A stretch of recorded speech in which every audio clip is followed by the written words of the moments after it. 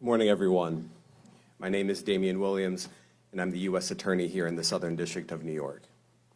Today, I'm announcing the unsealing of a 3-count indictment, charging Sean Combs with racketeering conspiracy, sex trafficking, interstate transportation for prostitution. The indictment alleges that between at least 2008 and the present, Combs abused, threatened, and coerced victims to fulfill his sexual desires, protect his reputation, and conceal his conduct. As alleged in the indictment, to carry out this conduct, Sean Combs led and participated in a racketeering conspiracy that used the business empire he controlled to carry out criminal activity, including sex trafficking, forced labor, kidnapping, arson, bribery, and the obstruction of justice. Let me say a little bit more about the charges. The indictment alleges that Combs abused and exploited women and other people for years, and in a variety of ways. As alleged, Combs used force, threats of force, and coercion to cause victims to engage in extended sexual performances with male commercial sex workers, some of whom he transported or caused to be transported over state lines. Combs allegedly planned and controlled the sex performances, which he called freak-offs, and he often electronically recorded them. The freak-offs sometimes lasted days at a time, involved multiple commercial sex workers, and often involved a variety of narcotics, such as ketamine, ecstasy, and GHB, which Combs distributed to the victims to keep them obedient and compliant. As alleged, when Combs didn't get his way, he was violent, and he subjected victims to physical, emotional, and verbal abuse so that they would participate in the freak-offs, and that Combs hit, kicked, threw objects at, and dragged victims, at times by their hair. On one occasion in March of 2016, that conduct was captured on video and later reported in the media. Specifically, Combs kicked, dragged, and threw a vase at a victim in a Los Angeles hotel when the victim was attempting to flee. As alleged, these assaults often resulted in injuries to the victims, which took days or weeks to heal. In addition to the violence, the indictment alleges that Combs threatened and coerced victims to get them to participate in the freak-offs. He used the embarrassing and sensitive recordings he made of the freak-offs as collateral against the victims. And the indictment alleges that he maintained control over the victims in several ways, including by giving them drugs, by giving and threatening to take away financial support or housing, by promising them career opportunities, by monitoring their whereabouts, and even by dictating their physical appearance.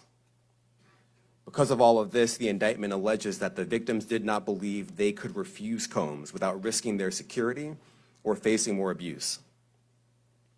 The indictment also alleges other acts of violence undertaken by Combs and others, including violence against witnesses to his abuse, kidnapping, and arson. The indictment alleges that on more than one occasion, Combs carried or brandished firearms to intimidate and threaten victims and witnesses. Now, Combs did not do this all on his own. As I mentioned, Combs has been charged with RICO conspiracy. He used his business and employees of that business and other close associates to get his way. Those individuals allegedly included high-ranking supervisors in the business, personal assistants, security staff, and household staff.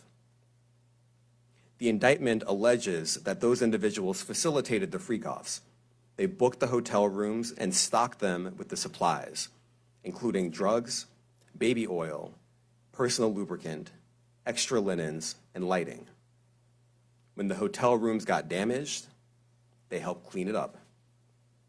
They arranged for victims and commercial sex workers to travel for the freak-offs, and they delivered large quantities of cash to Combs to pay for the commercial sex workers. The indictment also alleges that they helped Combs cover up his crimes. During the March 2016 incident at the LA hotel that I mentioned earlier, a member of the hotel security staff intervened, and Combs attempted to bribe the staff member with a stack of cash to make sure that what happened was kept quiet. And as the indictment alleges, in late 2023, after public allegations were made about Combs' crimes, He and others pressured witnesses and victims to stay silent, including by making phone calls to witnesses and victims and giving them a false narrative of what they had experienced. And as alleged, Combs used others to help conceal his abuse by monitoring and preventing victims from leaving a location in order to hide their injuries, or by locating and contacting a victim who had attempted to flee. As part of this investigation, in March of this year, special agents from HSI executed search warrants at Combs' residences in Miami and Los Angeles. They also executed a warrant for Combs' electronic devices. During those searches, agents seized evidence of the crimes charged in this indictment. They seized firearms and ammunition, including 3 defaced AR-15s and a large capacity drum magazine. They also seized evidence of the freak-offs, electronic devices that contain images and videos of the freak-offs with multiple victims. And they seized cases of the kinds of personal lubricant and baby oil that Combs' staff allegedly used to stock hotel rooms for the freak-offs, more than 1,000 bottles altogether. Here are some of the items that we recovered during the searches.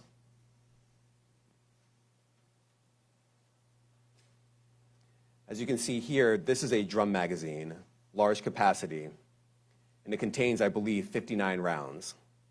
I mentioned as well, we recovered 3 AR-15s.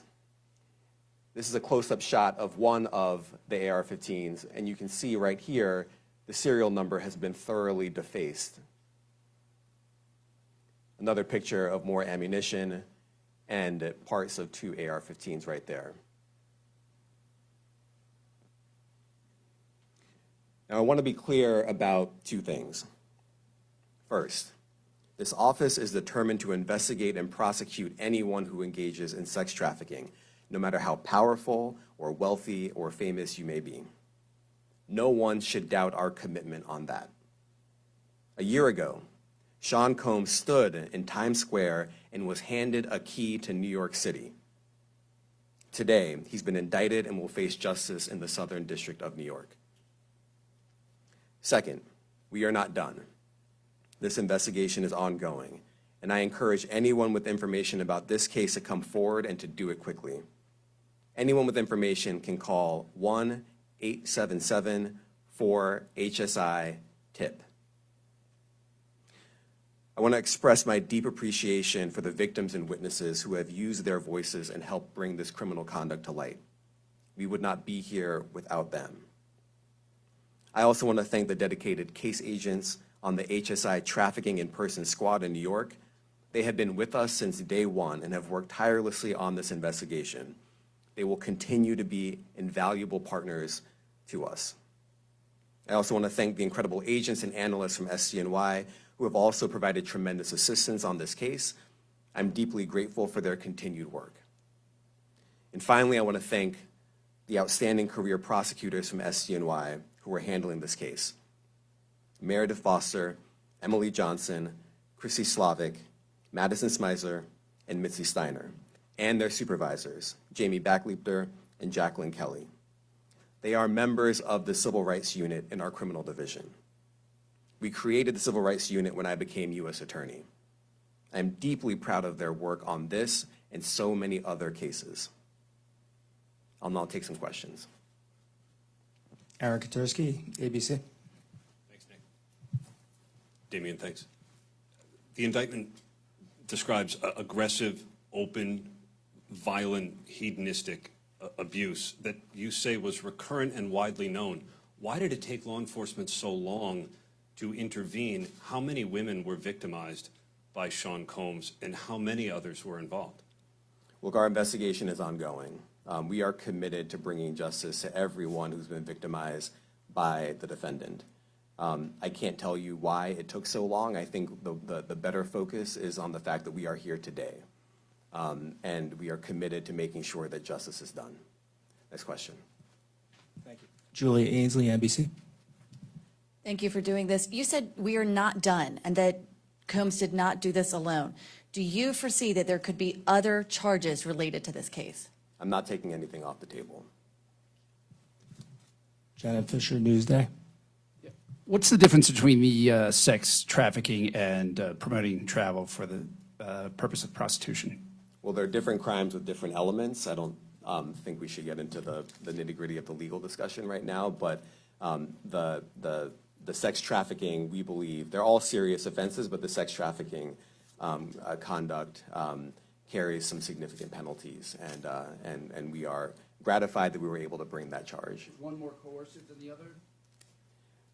I'm not going to be able to get into that, but you can look it up, and yes, sex trafficking, especially when it involves coercion or force, is a very serious crime, and it carries significant penalties. Good afternoon, Darla Miles, ABC7 New York. Thank you for this press conference and for the details. 2 questions. In context of this indictment and the information that was presented to the grand jury, are you able to clarify the number of victims? It's mentioned plural in the indictment, but can you specify the number of victims just for this particular indictment? And secondly, can you provide details about the alleged arson? Unfortunately, I'm not able to provide either. The number of victims, you are correct. We are intentional in saying multiple. The details of the arson incident are limited to what we have in the indictment and also the detention letter that we filed, which contains more details than the indictment does at various points, but we don't have anything more beyond that. Next question. Lynn Tran, CNN. Are any of his accomplices or associates under investigation? And additionally, could he face any more charges? So the investigation is ongoing. That means both as to him and to anyone else who we believe committed the crime with him. Next question. Juliet Papa. Hi, good morning from 1010 Wins. Any indication that some of the women or victims here were imprisoned in his residences, and did he have locations where he kept them, and were not allowed to leave? And also, he's indicted here, although there were searches and raids in LA, Miami. Why in New York? Well, I'm biased. I'm the U.S. Attorney in the Southern District of New York. I think that we have an outstanding track record of bringing some of the most impactful, sprawling, complex, difficult sex trafficking, human trafficking, labor trafficking, you name it. The Southern District of New York can do it, and so we're very proud of that. And so the scope and complexity of this investigation isn't something that we ran from. It's something that we embrace, and we will continue to do that. As to your question about whether he imprisoned anyone, all I can say is that, I mentioned this March 2016 incident where something was caught on video where a victim was attempting to flee, and there was violence that was associated with it. Was that at the residence or a hotel? That was at a hotel. Matthew Lee, Inner City Press. Thanks a lot. Does your office intend to seek remand, or are you reaching a bail package? And if you're willing, how would you contrast this with the R. Kelly case in EDNY in terms of the elements? Thanks.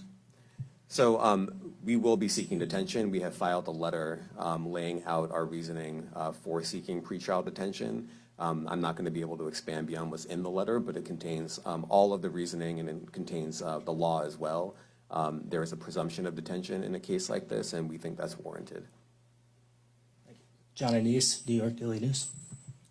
Thank you. I was hoping to get some more detail about the searches of his residence, the guns, the cases of lubricant, and the videos. Where were they found amongst his residents? Were they all scattered around the houses in one place? I kind of wanted to just get a better picture of how that stuff was found. Well, look, I think that some of the details that you're seeking are in the detention letter. So, for instance, some of the AR-15s, 2 of the 3 defaced AR-15s were found in his bedroom closet in Miami, broken down into parts along with magazines with ammunition loaded in them. So some of that detail is in the detention letter. Beyond that, I'm not going to be able to get into where other items were stored. Ben Kochman, Post. Hey, thanks for doing this.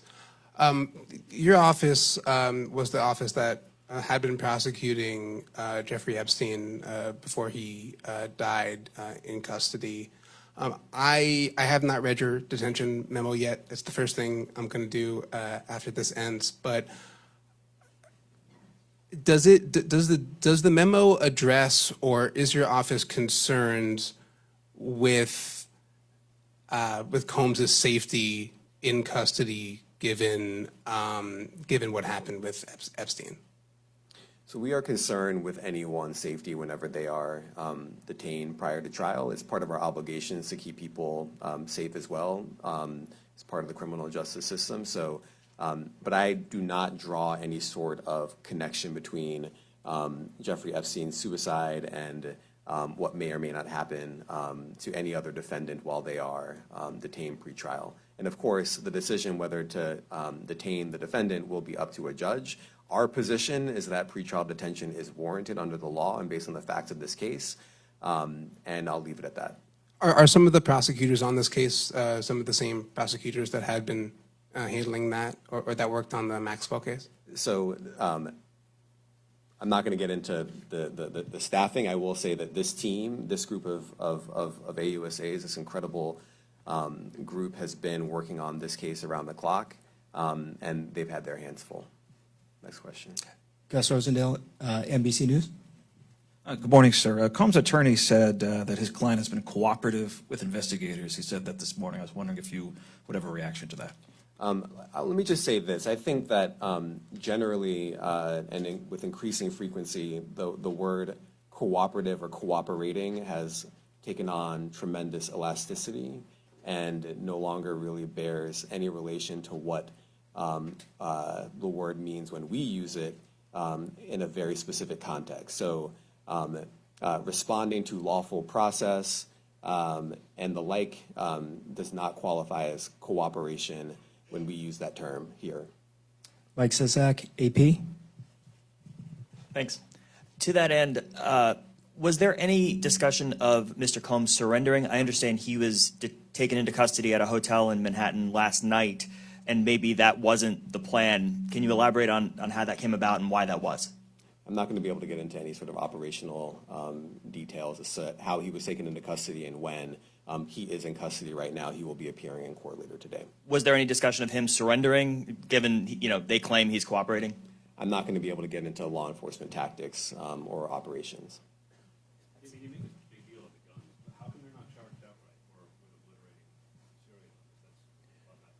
Well, I can't get into the charging decision. It is very meaningful to us that weapons were possessed, as we allege in the indictment. Part of the reason why this conduct was so pervasive and harmful was because victims and others didn't necessarily feel comfortable denying him his wishes, as we allege, because of the presence of firearms. I should leave it there. Thanks. Last question, Jacob Shamison. Jacob Shamsian, Business Insider. Thank you. Given that he's the sole defendant in this case and that you allege he's part of a conspiracy that involves members of his companies, do you anticipate a superseding indictment that bring allegations against other members of his companies or other co-conspirators as well?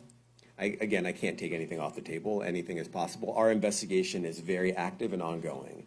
And I think a lot of you who cover this office know that when we say such things, that developments are certainly foreseeable, but I cannot predict them sitting here today. All right, thank you, everyone. Thank you. Thank you, everyone. Thank you.